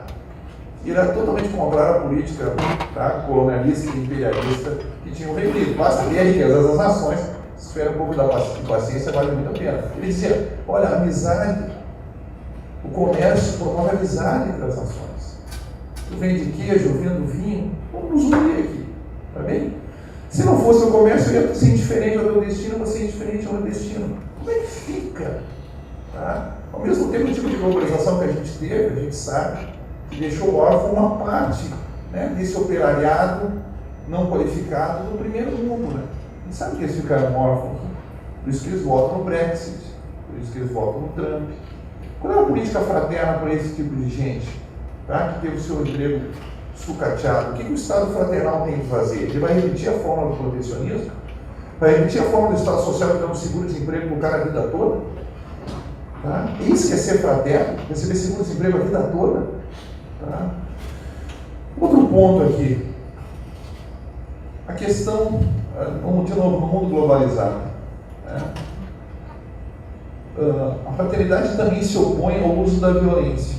Ok, perfeito. Eu acho que o modo fraterno de resolver o conflito exclui a violência. Mas a gente pode excluir o uso da violência em qualquer conflito. Alguém já tentou conversar com Assad para ele parar de matar a população dar algum tipo de resultado? Ou com Gaddafi, toda essa turma? O que a gente faz? A gente proclama, esse é o princípio do Estado liberal, né? O Estado liberal é não intervenção. cada um por si, a soberania estatal. E aí, vai morrer todo mundo lá? Que a gente não tem nada a ver com isso? Ah, mas a gente não vai adotar nenhum meio violento. Tem um diplomata francês do século XIX que sobreviveu, final do século XVIII, início do século XIX, sobreviveu a todas as vicissitudes do processo político francês, porque ele estava sempre fora da França quando os caras baixavam a guilhotina. Desde a Revolução Francesa até Napoleão, ele tinha sorte de estar fora da França, o Talleyrand. O Talleyrand falava o seguinte: olha, não intervenção é um conceito difícil, porque se você pensar bem, não intervenção significa mais ou menos a mesma coisa que intervenção. Dá na mesma, né? No direito a gente conhece o crime por omissão, né? Não fazer alguma coisa já é tomar uma decisão e ter que responder por isso. Então, ninguém pode se tranquilizar a sua consciência com a não intervenção, que significa mais ou menos a mesma coisa que intervenção, significa continue fazendo o que você está fazendo. Como é que fica a questão de um Estado fraternal em termos de política externa, quando eu tenho regimes homicidas? O que eu fico? Qual é a minha atitude? Depois, um outro tópico também. Não, você está bem. Te agradeço, Carlos Augusto, também está aqui com a gente. Debater com filósofo é complicado, complexo, muito complexo, porque eles têm a característica do dom, diria, das últimas consequências. E sempre tem mais alguma coisa, né? De repente, se eu tivesse como encontrar todas as possíveis respostas objetivamente consideradas as indagações de Luiz, ele teria mais umas 50 outras para questionar, tudo certo. Enfim. Na verdade, eu vou responder objetivamente com uma consideração. Evidentemente que eu não tenho essas respostas. Até porque o Estado fraternal, que eu entendo que é um caminho a ser perseguido, é um caminho a ser perseguido. Não é um modelo pronto e acabado. Nós falamos do Estado liberal e do Estado social como que tem as suas instituições, que busca, que tem a resposta para aquilo que ele se propõe, depois que o Estado já se sedimentou há muito tempo e temos as respostas. Podemos identificar situações muito bem claras e dizer que sou contra ou que sou a favor, se atingiu o objetivo, não atingiu o objetivo, porque nós estamos evoluindo e partindo de momentos de superação. Então o Estado liberal foi superado, mas há quem defenda o Estado liberal e deseja o Estado liberal. Estão aí os chamados neoliberais. O Estado social é a mesma coisa. Enfim, na verdade eu acho que, e continuo afirmando, que enxergo na Constituição de 88 pistas, elementos, sinalizações de um Estado não mais liberal nem mais social, se bem que tem elementos de Estado liberal e Estado social. Porque, na verdade, não é um processo de substituição e de transformação. É um processo de sedimentação ou adensamento, vamos dizer assim, de mecanismos que foram importantes. Os direitos civis e políticos são direitos muito importantes. Foram, numa determinada época histórica, muito mais importantes e continuam sendo. Os direitos sociais, econômicos e culturais da mesma forma. O que me parece relevante na exposição que faço é que, para algumas situações, o Estado liberal e o Estado social não se revelou suficientemente apto a enfrentar a complexidade do mundo que se apresenta hoje. Mas não ficar sem nenhuma resposta às inquietações do professor Luiz, que tenho certeza que é alguém que defende o Estado fraternal. Talvez não saiba encontrar como, e está querendo comigo, não é? E com todos nós, encontrarmos essas pistas. Mas não estamos satisfeitos com o Estado liberal ou neoliberal, ou mesmo com os mecanismos que foram utilizados no Estado social. Até porque os valores fundantes do Estado liberal, do Estado social, estão sendo objeto de transformação. Por exemplo, há um artigo muito importante de Zygmunt Bauman, foi publicado até no jornal da Itália, que nas suas reflexões, que ele faz quase que uma narrativa daquilo que é o mundo fluido hoje, não é? O líquido, não é? Todos os textos que ele tem desse notável sociólogo polonês, ele fala que o tríplice revolucionário francês, a liberdade, a igualdade e a fraternidade, foi substituída por segurança, paridade e rede. Não sei se já tiveram a oportunidade de ver esse texto, ele é muito interessante. Na verdade, Veja, a complexidade do mundo moderno fez com que se transformasse até o projeto ambicioso da modernidade que não foi atingido. Então não é mais liberdade, igualdade e fraternidade. É segurança, qualidade e rede. Mas a que custo? Analisemos friamente isso. Então, na verdade, eu faço muito mais um diagnóstico do mundo atual e percebo sinais e elementos de transformação necessária, avanço, superação, e encontro na Constituição de 88 pistas e elementos de um Estado fraternal. Vou dar um exemplo concreto, para não ficar só aí rolando, né? Veja, no artigo 170 da Constituição, da Ordem Econômica. Quando foi que o Estado brasileiro, constitucionalmente falando, se preocupou em estabelecer um modelo de ordem econômica, onde apresentasse mecanismo de contenção daquilo que era danoso a partir de um Estado liberal de direito? Por exemplo, capitalismo. Capitalismo que é demonizado. Inclusive, quando alguém apresenta uma proposta de humanizar o capitalismo, se diz que é uma contradição em termos. É impossível. O capitalismo se reinventa, não tem como ser humanizado, ele está sempre no processo de destruição daquilo que está ao seu lado, que vai de encontro a ele. Então não tem como conviver com ele. Mas do ponto de vista normativo, a Constituição deu uma pista. Então a Constituição fala em propriedade privada, que é um elemento capitalista. Mas fala em função social da propriedade. A propriedade só é garantida quando, desde que atingida a função social. A Constituição fala em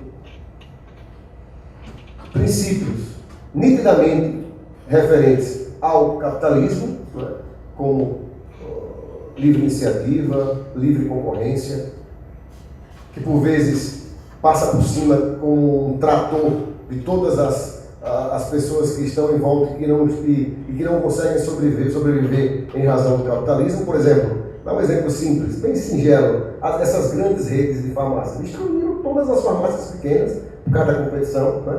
Mas o que é que o Estado, daquilo que é possível fazer, aí ele estabelece princípios contrários para conter o avanço desmedido desses elementos capitalistas.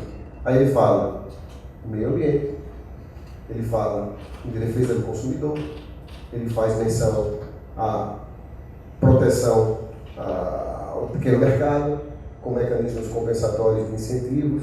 Então, ele estabelece contraprincípios aos princípios que seriam de um Estado puramente liberal e com base capitalista, no liberalismo, enfim, e ele dá pistas no sentido de contrabalancear esses efeitos danosos. Me parece que isso é um elemento importante, é um caminho de mitigação daquilo que o Estado liberal e mesmo o Estado social não foi capaz de resolver, porque se esgotou completamente. Então temos que encontrar um modelo alternativo.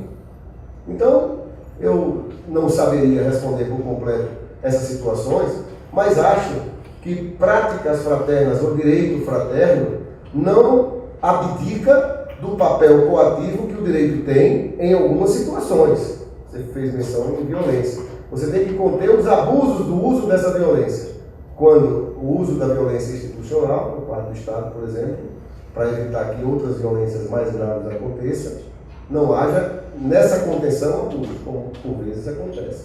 Então eu não saberia dar todas as respostas a essa série de indagações. Eu teria, por certo, pelo menos uma dezena delas, né, porque eu conheço esse filósofo que tem se esmerado em buscar conceituar a fraternidade. Já tem artigos sobre isso. Não é? Nós vamos fazer uma publicação em abril que tem um artigo sobre o conceito, ou buscando estabelecer conceitos para delimitar o que é de fato ser fraterno, ou adotar o princípio da fraternidade.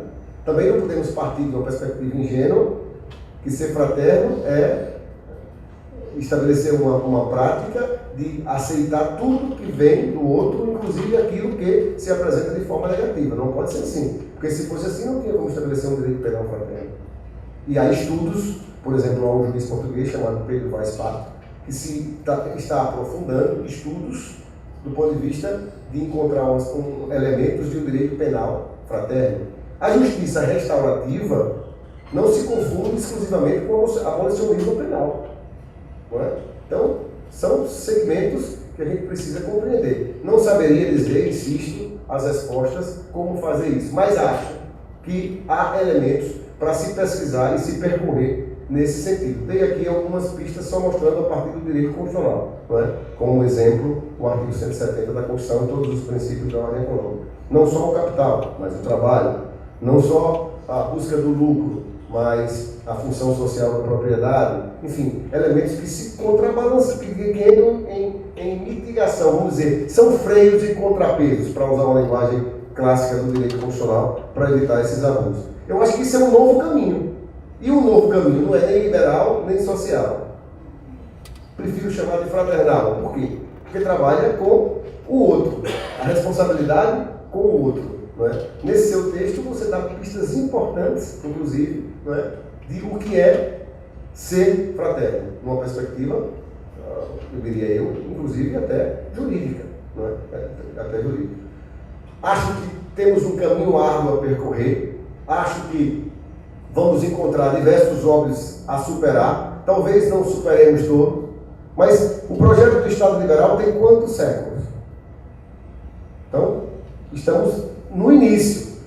Talvez precisaremos recuar em alguns pontos, rearrumar os conceitos que estamos fazendo, né? Estabelecer polimento em outros, de repente deixar de lado alguns e ir adiante, mas eu acho que sem esse referencial inicial, de que eu tenho responsabilidade em relação ao outro, depois não é só o Estado que tem que ser o responsável último para buscar a concretização da fraternidade. Eu defendi aqui e defendo, na linha da doutrina social da Igreja, que o Estado tem que adotar um papel subsidiário em relação à responsabilidade social.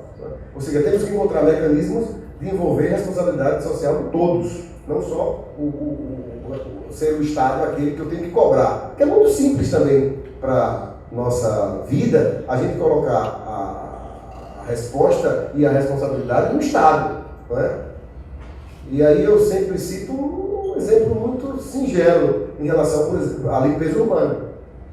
Ou seja, é o Estado que tem que recolher o lixo, mas quem descarta esse lixo de forma inapropriada? Então, se o Estado, por exemplo, estabelecer sanções punitivas para quem se comporta desta maneira e sanções premiais para quem se comporta de outra forma, ele está contribuindo para a construção do Estado de responsabilidade social, no Estado de fraterno. Mas eu faço votos que a inteligência do professor Luiz Bazuto se some, como já está se somando a nós de direito e fraternidade, para contribuir para encontrarmos respostas mais consistentes de como superar essas situações e até como mudar de rumo para encontrar respostas mais satisfatórias. Eu acho que a gente está num rumo importante, mas não temos neste momento todas as respostas, mas acho que as respostas que foram dadas para esses problemas no Estado liberal e no Estado social não foram satisfatórias, ou não estão sendo mais satisfatórias. Então temos que encontrar uma terceira via. A doutrina de Chiara Lubich, por exemplo, no campo da economia, ela aponta uma terceira via. Não a economia puramente no viés capitalista, nem uma economia puramente no viés socialista, mas uma economia de comunhão. Tem lá os princípios. Há pessoas que trabalham academicamente nessa linha. Então, e não é um produto ainda completamente acabado. É um produto em elaboração. Então, nos somemos todos para encontrar essas respostas. Se estão satisfeitos com o Estado liberal e com o Estado social, não podemos ingressar e buscar uma outra via, e sim retornar para o anterior.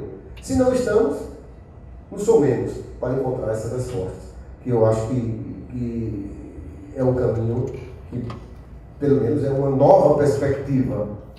E as premissas que se apresentam para essa nova perspectiva, ninguém contesta, como você falou. Todos querem trabalhar nessa linha da fraternidade, porque não tem outro caminho, me parece. Quem pode ser contra?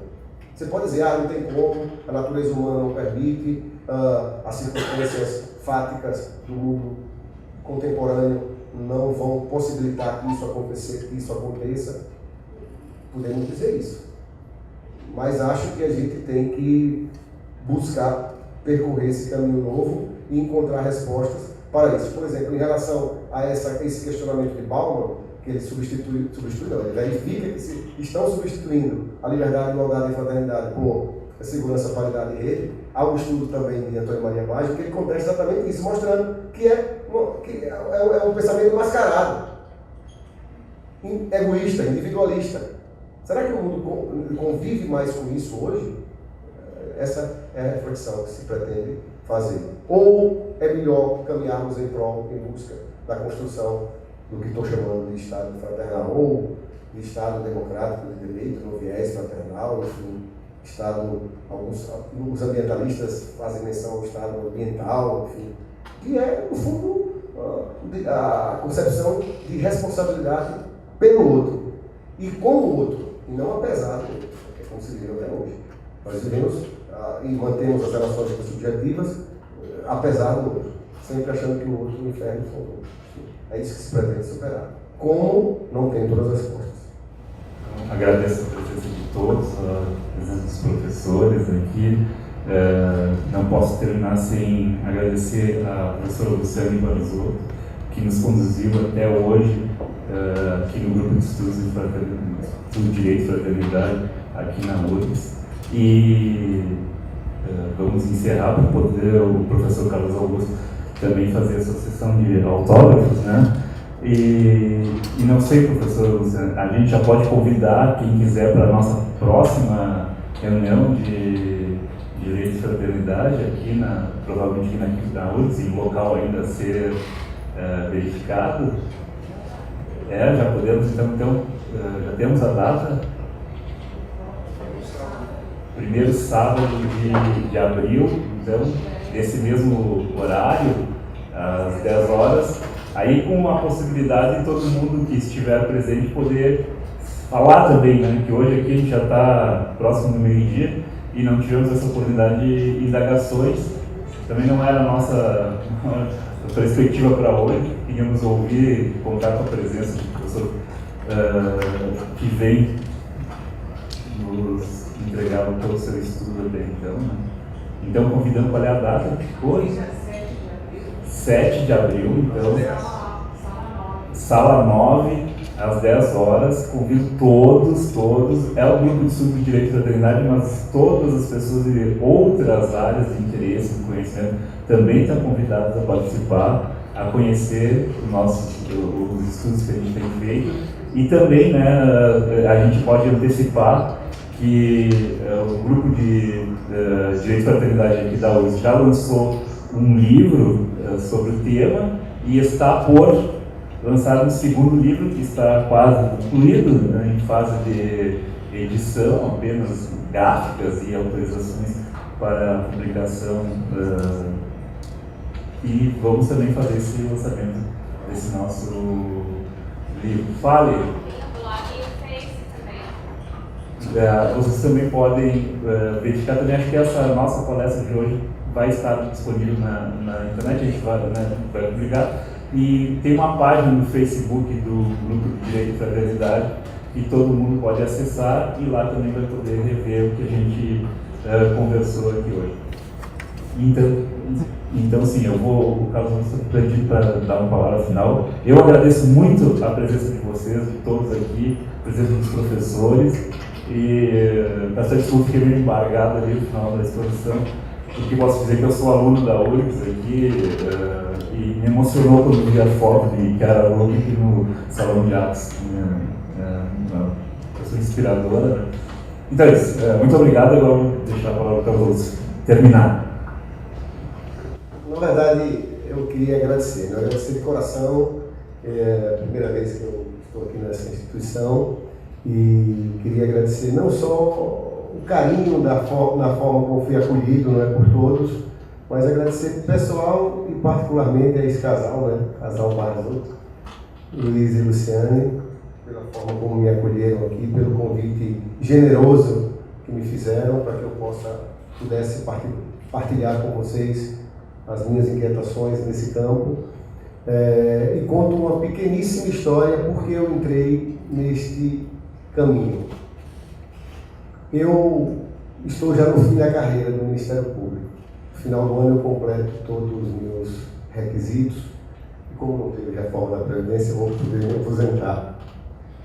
Mas eu digo isso porque eu fiz o mestrado há muitos anos. Logo depois que eu saí da na graduação, fui fazer um mestrado e me aperfeiçoei em Direito Constitucional, e inclusive escrevi sobre o Instituto Novo, que foi o meu primeiro livro sobre mandado de injunção, na época muito contestado. Depois, aquilo que a gente escreveu lá atrás, o Supremo resolveu, depois de muitos anos, adotar, enfim, e a gente fica contente também por isso, não é? Que deu uma contribuição, mínima que fosse, mas uma contribuição acadêmica para o aperfeiçoamento das instituições e na garantia de direitos que eram inviabilizados por falta de regulamentação legislativa. E aí entrei no Ministério Público, achando e entendendo que o Ministério Público era um campo importante para você contribuir também para a transformação social, e de fato é. Mas do ponto de vista acadêmico, me casei, tive meus filhos, enfim, do ponto de vista acadêmico, não tinha mais como, assim, me afastar para fazer uma pesquisa mais de fôlego, como uma pesquisa de doutorado, por exemplo, que eu gostaria de fazer. Não tinha como, porque tinha que pedir licença, ir para morar fora de casa sem a família, eu não gostaria, porque para minha família é um objetivo muito mais relevante do que trabalho, do que, enfim, é aquilo que eu vou construir, contribuindo para a humanidade com a minha família, e não queria fazer essa opção. Por acaso, eu pude ter a oportunidade de fazer o doutorado. E só fui fazer o doutorado nessa perspectiva, de dar um contributo, não para a minha vaidade pessoal, por simplesmente de ostentar um título de doutor e poder transitar na academia com aquele título sem resistências. Sem resistências. E aí, interessante que neste mesmo ano que aparecia o exame de seleção para ser feito, e eu fiz o exame de seleção, minha esposa foi acometida de uma doença muito grave, um câncer, e eu não entendia bem como é que eu poderia fazer esse doutorado, viajando semanalmente para São Paulo para assistir às aulas, porque eu não ia me afastar, porque eu optei pela família, então eu ia semanalmente, na quinta de noite, assistir a aula sexta e voltava no sábado. Mas não via como minha esposa com tratamento nessa linha. E aí eu indaguei se eu disse que não ia mais fazer, por causa, ia ficar ao lado dela, né, enfim. E ela me disse que não, que eu tinha que fazer. Porque se Deus permitiu essas coisas, é porque tudo tem uma história. Né? E aí eu fiz esse doutorado, nessas circunstâncias, mas ao lado da minha esposa. Deus deu a graça que ela se recuperou da doença, né? Venceu a adversidade, e eu entendi que aquele era o custo que eu deveria suportar para buscar defender uma tese que pudesse servir de algum elemento para contribuir na transformação da humanidade. Então, na verdade, eu sempre digo, essa minha proposta, não é? E essa minha cruzada no sentido positivo é muito mais uma razão de viver do que um meio de vida. Então, me custou bastante esse doutorado, mas me custou por um objetivo maior, não é? Então, por isso que vale a pena trabalhar por esse ideal, não é? Cuja inspiradora demonstrou aqui quando me referi ao Paulo, vale a pena, porque eu consegui fazer esse doutorado sem me afastar do trabalho, e juntamente com minha esposa, nessa circunstância, nós estivemos juntos, inclusive um período, ela teve que estar lá para fazer o tratamento, mas como se a gente tivesse construído profundamente um projeto de vida, mesmo diante das adversidades que sinalizavam humanamente no sentido que eu não devia fazer. Né? Então, por isso que eu estou nesse caminho, buscando difundir esse ideal que tem fundamento no pensamento de Keanu Lubbe, que não é do movimento Socolares, mas contribuindo para a transformação social. E faço isso com muito prazer. E quando vocês me proporcionam um momento de discutir esse tema, eu venho quase como para cumprir uma vocação. Uma vocação. E assim faço, profundamente comovido de entender que há pessoas que também estão juntas nesse ideal, na busca da concretização desse ideal. Então eu agradeço de coração por vocês terem me proporcionado esse momento que a gente sente que é momento também de fraternidade entre nós. Né? Entre nós. Muito obrigado, Luciane, muito obrigado, Luiz, por ter possibilitado esse momento. Muito obrigado a todos que aqui vieram. Neste sábado, eu até estava dizendo, grupo de estudo dia de sábado é ideal mesmo, viu? Né? Então, muito obrigado a todos, muito obrigado.